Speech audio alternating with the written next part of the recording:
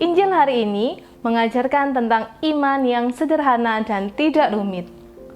Ketika banyak orang datang kepada Yesus dengan membawa orang sakit, mereka percaya bahwa hanya dengan menyentuh atau menjamah jubah Tuhan Yesus, mereka akan sembuh. Sederhana bukan? Apakah kita juga memiliki iman yang sesederhana itu? Bersama Romo Ignatius Suparno CR, selamat mengikuti Rehavin hari ini. Salam Rehavin, Tuhan memberkati. Shalom saudara-saudari sekalian yang terkasih, berkah dalam. Pada kesempatan ini tanggal 7 Februari, saya mau menyapa sekian banyak misionaris yang bekerja di wilayah kepulauan seputar Samudra Pasifik. Di sana ada para romo yang di wilayah Papua Barat, Vincentian yang di Papua Nugini, dan para romo Lazaris atau Vincentian yang berada di wilayah Solomon. Semoga Anda sehat-sehat saja dan senang mendengar bahwa pada 3 hari ke depan akan meresmikan tempat misi yang baru atau paroki misi yang baru, yaitu di Wasior, wilayah Keuskupan Sorong Manukwari. Saudara-saudaraku sekalian yang terkasih, pada kesempatan renungan harian Vincentian pada hari ini, kita diingatkan akan posisi Yesus saat ketika dia baru saja melewati beberapa daerah dengan aneka mukjizat yang dikisahkan oleh Santo Markus. Yesus mendampingi para murid yang dengan aneka ketakutan berada di lautan atau di Danau Galilea dan kemudian diteduhkan. Kemudian ketika berjumpa dengan orang-orang yang kerasukan setan, Yesus juga bertindak atas mereka secara luar biasa. Kita juga mendengar bagaimana tindakan Yesus ketika orang-orang itu menjadi seperti domba tak bergembala yang lapar, haus, dahaga. Dan kemudian Tuhan Yesus memberi mereka makan. Peristiwa-peristiwa ini kemudian dirangkum oleh Santo Markus dalam bacaan atau firman hari ini dengan judul Yesus menyembuhkan orang-orang yang sakit di Genesaret. Dan itulah yang terjadi dalam perjalanan Yesus berjalan mengelilingi daerah itu, dan kemudian seperti efek bola salju, makin hari makin besar orang yang mengikuti Yesus, mengagumi dia, mengikuti dia, kagum lagi, mengikuti dia, dan semakin banyak orang. Saudara-saudaraku sekalian yang terkasih, sekedar sebagai perbandingan, kalau ada semacam dukun untuk pengobatan di sekitar kita, biasanya dukun itu akan cenderung tinggal di sebuah rumah atau pondok atau padepokan, dan kemudian orang akan berdatangan untuk meminta kesembuhan. Tetapi Yesus begitu konsisten untuk menggambarkan dirinya sebagai kehadiran rahmat Allah yang bukan menunggu didatangi umat manusia, tetapi ia berkeliling, dikatakan dari desa, kota, kampung-kampung, untuk menjumpai orang-orang yang hidup di dalam lapar dan dahaga akan tuntunan, akan kekuatan, akan pencerahan kuasa Allah. Dan sekali lagi, Yesus yang datang bukan menunggu orang-orang itu datang kepada Dia. Kalau kita mau mengingat kembali, Tuhan Yesus pun dalam Injil Yohanes pernah digambarkan sebagai orang yang mengatakan seperti ini. Bukan kamu yang mencari aku, tetapi akulah yang mencari kamu. Bagaimana kita melihat firman Yesus dan rangkaian tindakan ini? Saya melihatnya sebagai sebuah interaksi antara rahmat Allah dan iman manusia. Rahmat Allah yang dibuka lebar oleh Kristus bukan menunggu umat manusia itu memohon-mohon. Bahkan tidak peduli kualitas moral atau bahkan penilaian apapun dari antara manusia terhadap orang yang dikatakan tidak pantas menerima rahmat.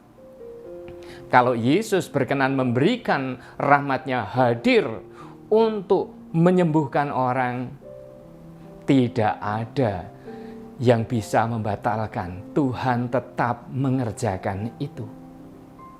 Inilah rahmat yang benar-benar mestinya kita rasakan sebagai inisiatif Allah.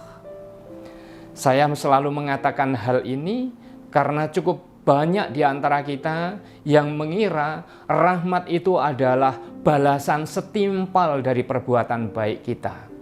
Tak pernah bisa setimpal karena rahmat Allah tidak pernah lebih kecil daripada peran manusia, daripada prestasi kita.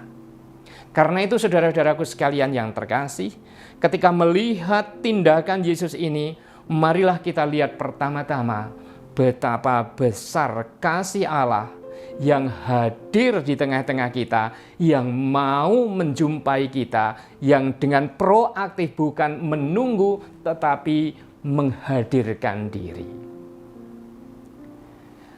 Pada sisi lain, betapa indahnya kalau kita juga mengkontemplasikan itu seperti menggambarkan secara hidup apa yang terjadi. Dan seolah-olah kita ada di dalam peristiwa itu. Kalau kita menggambarkan apa yang terjadi, kemudian dikatakan Yesus berkeliling ke aneka kota, desa, kampung, dan kemudian orang meletakkan orang-orang sakit di pasar dan memohonkan kepadanya supaya mereka diperkenankan hanya menjamah jumbai jubah Yesus. Kita ini kadang lebay, minta Yesus tumpangi tangan, Tuhan urapilah saya, tumpangi saya tangan, boleh saya memeluk. Bahasa-bahasa kita yang begitu seolah-olah begitu dekat. Tapi coba bandingkan dengan iman orang-orang yang ada di sekitar Danau Galilea tadi. Tuhan, aku sungguh tidak pantas untuk melakukan itu semua. Aku hanya cukup menjamah jumbai jubahmu, maka aku akan selamat. Kalau Anda mengulang kata-kata ini, saya yakin Anda akan mengingat perempuan yang mengalami pendarahan selama 12 tahun. Dalam 2-3 hari yang lalu kita dengarkan refleksinya. Saudara-saudaraku, sekali lagi, hanya menjamah jumbai jubahnya. Itulah iman yang merespon tindakan tulus Allah. Orang yang sungguh sadar bahwa tindakan rahmat Allah yang hadir atau dihadirkan secara tulus tidak memerlukan respon yang dramatis. Yang diperlukan adalah kesederhanaan manusia untuk merespon rahmat itu. Kesederhanaan dalam arti tidak perlu berbelit-belit, tidak perlu kata-kata indah, tidak perlu kata yang panjang-panjang, tidak perlu puisi yang ndaki-ndaki. Tetapi hadir dengan kesederhanaan iman. Tuhan, kalau aku mengimani Engkau dengan iman yang sebesar biji sesawi saja, aku masih bisa memindahkan gunung. Artinya masih bisa melihat sesuatu yang baru yang tak bisa saya bayangkan sebelumnya. Dan inilah iman orang-orang Israel yang ada di sekitar Yesus, yang ada di sekitar Danau Galilea. Mereka tidak mendemonstrasikan tindakan yang dramatis, yang lebay, yang luar biasa. Dengan action yang sederhana, mereka menunjukkan keyakinan mereka bahwa rahmat Allah itu sungguh-sungguh hadir secara tulus dari Allah dan kemudian direspon oleh manusia dengan hati dan sikap yang sederhana. Saudara-saudaraku sekalian yang terkasih, pada zaman ini kita hidup di era yang menawarkan bermacam-macam cara untuk menyembah Tuhan.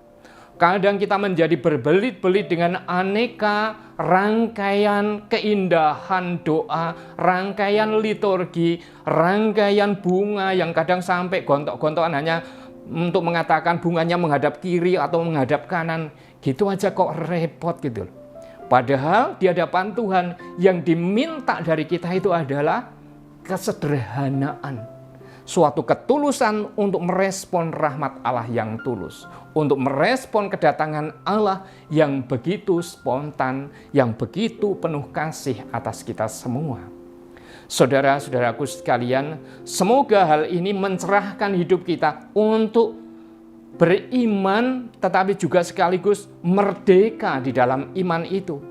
Untuk melihat Allah bukan sebagai pengawas iman, tetapi sebagai orang yang tersenyum untuk hadir bersama kita, menyertai perjalanan hidup kita.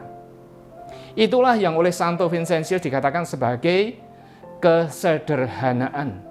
Kesederhanaan bukan persoalan baju yang sudah kumal tetap dipakai, bukan. Kesederhanaan bukan hanya makanan yang tidak bergizi dan tetap dimakan, bukan, itu malah tidak sederhana. Bagi Vincentius, kesederhanaan adalah ungkapan ketulusan, simplicitas, sederhana, satu lapis hanya untuk Engkau Tuhan, hanya untuk merespon betapa Engkau baik terhadap kami. Saudara-saudaraku sekalian yang terkasih, kiranya firman Tuhan ini bisa menjadi inspirasi kita untuk selalu hidup di dalam kesegaran dengan penuh syukur, karena Tuhan yang selalu hadir untuk kita. Kemudian dengan segala kesederhanaan dan kemampuan kita mengatakan, Tuhan, terima kasih, selamat datang atas hidupku, dan aku berjalan bersama Engkau. Kiranya hal ini terjadi dalam hidup saya dan Anda sekalian. Tuhan memberkati kita. Amin. Aku